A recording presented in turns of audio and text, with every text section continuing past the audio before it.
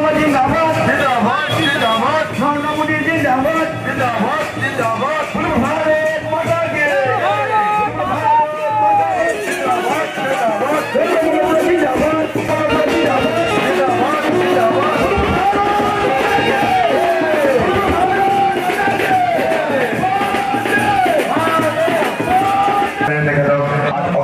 দহটাতে আহিছে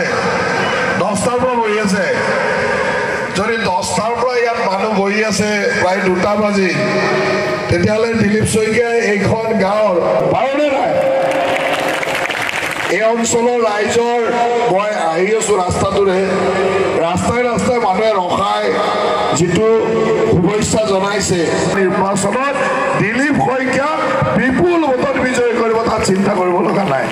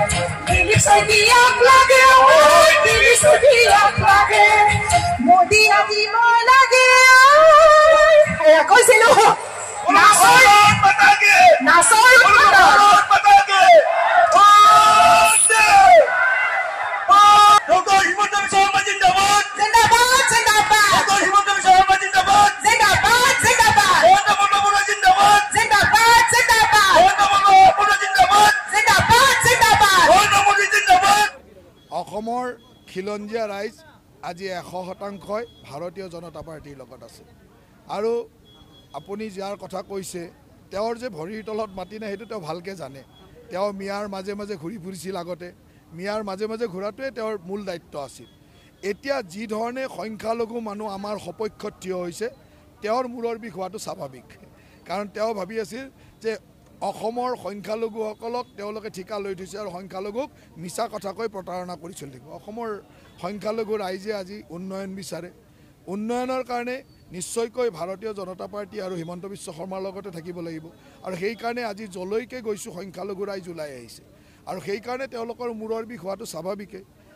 সেইকাৰণে এইবিলাক কথা কৈ থাকিব আৰু নিৰ্বাচনৰ 4 জুনলৈকে ৰখক ফলাফললৈকে যেতিয়া শূন্য হৈ যাব তেতিয়া তেওঁলোকৰ বাস্তৱটো ঘূৰি আহিব আপুনি দৰং ওদালগুৰি কেইবাখনো সভা ইতিমধ্যে অনুষ্ঠিত কৰিছে দেখিবলৈ পাইছোঁ তেনেস্থলত দৰং ওদালগুৰি যদি আপোনাক মই সুধোঁ আজিৰ তাৰিখত কিমান ভোটত আপোনালোক জয়ী হ'ব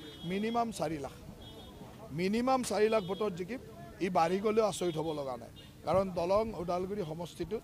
প্ৰতিদ্বন্দ্বিতাই নহয় এইকাৰণে প্ৰতিদ্বন্দ্বিতা নহয় আপুনি যদি দৰং ওদালগুৰি গোটেইকেইটা সমষ্টিত ঘূৰে ক'ৰবাত দেখিব যে প্ৰতিদ্বন্দ্বিতা কংগ্ৰেছৰ লগত ক'ৰবাত দেখিব প্ৰতিদ্বন্দ্বিতা BPFৰ লগত আৰু সামগ্ৰিকভাৱে আমাৰ লগত কাৰো প্ৰতিদ্বন্দ্বিতা নাই তেওঁলোক বহুত পিছত আছে কাৰণ সকলোতে প্ৰত্যেকটো পাৰ্টি নাই ক'ৰবাত কেতিয়াবা দেখিব যে এই অঞ্চলটোত কোনোবা এজন বেলেগে পাইছে এইটো অঞ্চলত কোনোবা বেলেগে পাইছে গতিকে সামগ্ৰিকভাৱে বিজেপি বহুত আগত থাকিব আৰু বিজেপি অতি কমেও 5 লাখ ভোটৰ ব্যৱধানত থাকিব বুলি মই ভাবোঁ আৰু সেইকাৰণে মই ভাবোঁ যে দিলীপ শইকীয়াৰ জয় সুনিশ্চিত মাত্ৰ ৰাইজৰ আশীৰ্বাদ আমাক লাগে ৰাইজক মাত কথা দিব লাগে সিমানে আমি কাম কৰি আছোঁ মানে আপোনালোকে দুটা শব্দ বুজি ল'ব সংখ্যালঘু মানে আগ্ৰাসনকাৰী নহয় যি মানুহে অসমৰ সভ্যতা সংস্কৃতিক আগ্ৰাসন কৰে তাৰ আমি বিৰোধী কিন্তু যোনে অসমখনক অসম হিচাপে লয় অসমখনৰ উন্নয়নৰ কাম কৰে সি ধৰ্মৰ লগত কি কথা আছে ধৰ্ম যিয়ে নহওক কিয় আমাৰ আদৰ্শটোৱে হ'ল সৰ্বধৰ্ম সমভাৱ এতিয়া ধৰ্মৰ লগত আমাৰ কি কথা আছে ধৰ্মৰ লগত সেই ধৰণৰ কথাটো নাই একমাত্ৰ কথাটো হ'ল যে কিছুমান মানুহে ইমান দিনে ধৰ্মৰ কথা কৈ ভোট লৈ আছে এতিয়া তেওঁলোকৰ সেই সান্দহ খোৱা বাতিটো তল গুচি গ'ল আমি যেতিয়া ধৰ্মৰ কথাৰ গইনাৰ পৰা বাহিৰৰ উন্নয়নৰ কথা কোৱা আৰম্ভ কৰিলোঁ তেতিয়া তেওঁলোকে ধৰ্মৰ কথাৰে আৰু গুৰুত্ব নোপোৱা হৈ গ'ল আৰু ৰাইজে আজি উন্নয়নৰ লগতে আছে আৰু সেইকাৰণে তেওঁলোকৰ মূৰৰ বিষ হোৱা মূৰৰ কামৰণি হোৱাটো স্বাভাৱিক